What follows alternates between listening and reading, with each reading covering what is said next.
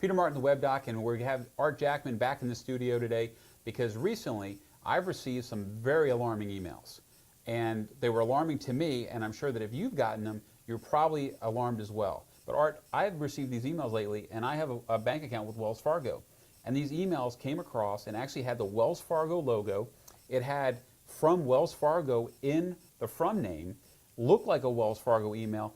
And what caught my attention was it said, "Dear Mr. Martin, your bank account has been hacked, and we're concerned about your funds. Please click on this link and log into your Wells Fargo account to verify that those withdrawals are actually yours." And I almost did it. I almost clicked on that link, and all of a sudden I said, wait a second, this doesn't seem right.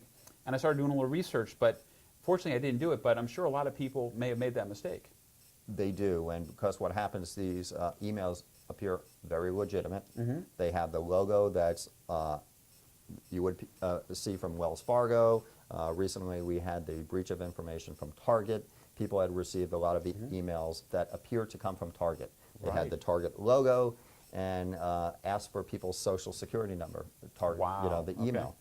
And what happens is Target already has your social security number. They don't need to ask for it.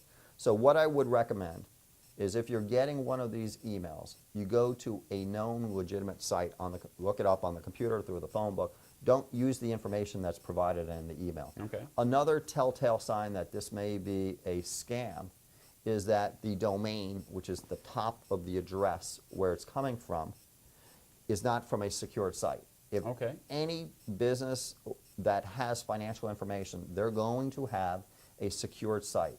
And how you'll know is on the beginning of the domain, it will say HTTPS for secure.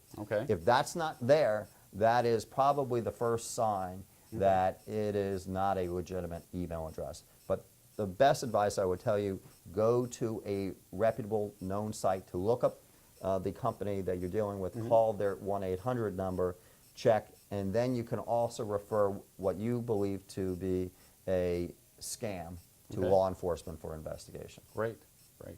Well, that's some great advice from Art Jackman.